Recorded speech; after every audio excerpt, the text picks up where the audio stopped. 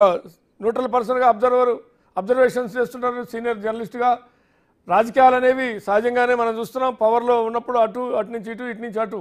తాజాగా ఆంధ్రప్రదేశ్ రాజకీయాల్లో కూడా ఇప్పుడు కొంతమందికి ఒకవేళ టీడీపీ ఫుల్ అయిపోయిందంటే జనసేన కూడా ఖాళీగా ఉందేమో.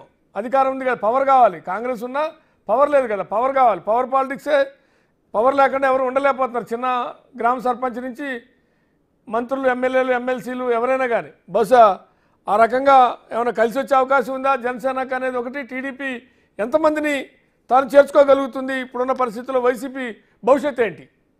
మీ అబ్జర్వేషన్స్ ఏంటి దీని మీద? ముందు ఎందుకు పార్టీ మారుతున్నారు, అవసరం ఏమిటి అని మనం చెప్పుకోదలుచుకుంటే, రోజు రోజుకు జగన్మోహన్ రెడ్డి యొక్క విధానాల వలన ఏం జరుగుతుందో ఫ్యూచర్ లో వాళ్ళకి అర్థమైపోతున్నది. ఉన్నటువంటి నాయకులకు ఉండటం వలన మనకు ప్రయోజనం లేదు. ఈయన ఎప్పుడు కేసుల్లో ఇబ్బంది పడి జైలు పాలైతే పార్టీ నడిపే వాళ్ళు ఎవరు? అప్పుడు మన పరిస్థితి ఏమిటి? సో దీపం ఉండగానే ఇల్లు చక్కబెట్టుకున్నాము అనేటువంటి ఆలోచనతో నేను నెల రోజుల నుంచి చెప్తున్నాను ఈ మాట. ఉన్నటువంటి 4 పార్లమెంటు సభ్యులు కానీ, అలాగే రాజ్యసభ్యులు కానీ, శాసనసభ్యులు 11 మందిలో ఆయన జగన్మోహన్ రెడ్డి తీసేస్తే 10 మందిలో కానీ 90% మంది వెళ్ళిపోయే పరిస్థితి ఉంది. బీజేపీతో టచ్లో ఉండేవాళ్ళు బీజేపీతో ఉన్నారు, తెలుగుదేశంతో టచ్లో ఉండేవారు తెలుగుదేశంతో ఉన్నారు, జనసేనతో కూడా ఉన్నారు. అందువల్ల ఇక్కడ పార్టీ మారటానికి సమయం కోసం ఎదురు చూస్తున్నారు ఒకటి. రెండోది ఏంటంటే, తెలుగుదేశం పార్టీ గేటు తెరవలేదు. కానీ ఇవాళ కేంద్ర మంత్రి రామ్మోహన్ నాయుడు మేము ఎన్డీఏ కూటమిలోకి చేర్చుకుంటాము, అయితే పదవులకు రాజీనామా చేసి రావాలి అని చెప్పాడు. మరి ఆయనకు అధికారం ఎవరిచ్చారో తెలియదు, కానీ ఎన్డీఏ కూటమి తరపున చెప్పాడు. ఆయన కూటమి అన్నాడు. ఒకవేళ తెలుగుదేశం అనుకున్నా కూడా అది అధినాయకుడు చెప్పాలి, కానీ ఆయన కేంద్ర మంత్రిగా ఉంటూ ఆయన ఆ మాట ఎందుకున్నాడు నాకైతే తెలియదు. కానీ అంటే ఆయనకు కూడా సమాచారం ఉన్నట్టు, ఏదో మనకు ఇతర పార్టీల నుంచి వస్తున్నారు అని. ఇక్కడ ఉండి ప్రయోజనం ఏముంది? ఉండటం వలన రాబోయేటువంటి కాలంలో మళ్ళీ అధికారంలోకి వస్తాము అని చెప్తున్నటువంటి జగన్మోహన్ రెడ్డి మాటల మీద ఎవరికి విశ్వాసం లేదు.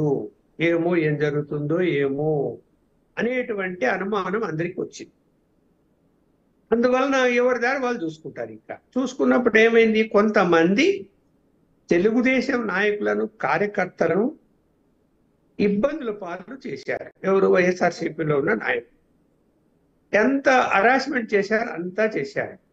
సో ఇప్పుడు హరాస్మెంట్కు గురైనటువంటి వాళ్ళు ఇప్పుడు వైసీపీ నుంచి వస్తాము అంటే తెలుగుదేశంలో ఉన్నటువంటి నాయకులు, కార్యకర్తలు అపోజ్ చేస్తున్నారు. వాళ్ళని తీసుకోవద్దని బహిరంగంగానే స్టేట్మెంట్ చాలా మంది ఇచ్చారు, తీసుకోకూడదు అని. కానీ లక్ష్మణ్ గారు అట్లా క్యాడర్ వద్దంటే, లక్ష్మణ్ గారు అన్ని చోట్ల, చాలా చోట్ల గతంలో కానీ ఇప్పుడు కానీ రేపు కానీ ఈ రాష్ట్రం కానీ ఆ రాష్ట్రం కానీ రెండు తెలుగు రాష్ట్రాల్లో కానీ మనం చూసాం. క్యాడర్ వద్దందా, లేదా అక్కడ నిలబడ్డ ఆయన ఓడిపోయినటువంటి వారు వద్దన్నారా, లేకుంటే ఇంకెవరైనా వద్దన్నారా అనే దాంతో నిమిత్తం లేకుండా జాయినింగ్స్ ఉంటున్నాయా, లేదు వద్దన్నారు కాబట్టి ఆగిపోతున్నాయా? చరిత్ర ఏం చెప్పింది ఇప్పటిదాకా? ట్రాక్ రికార్డ్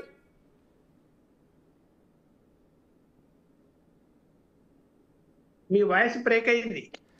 ట్రాక్ రికార్డ్ అట్లా లేదు కదా. మీరు చెప్తున్నట్టుగా ట్రాక్ రికార్డ్, రాజకీయ పార్టీల ట్రాక్ రికార్డ్ అట్లా లేదు కదా అంటున్నా.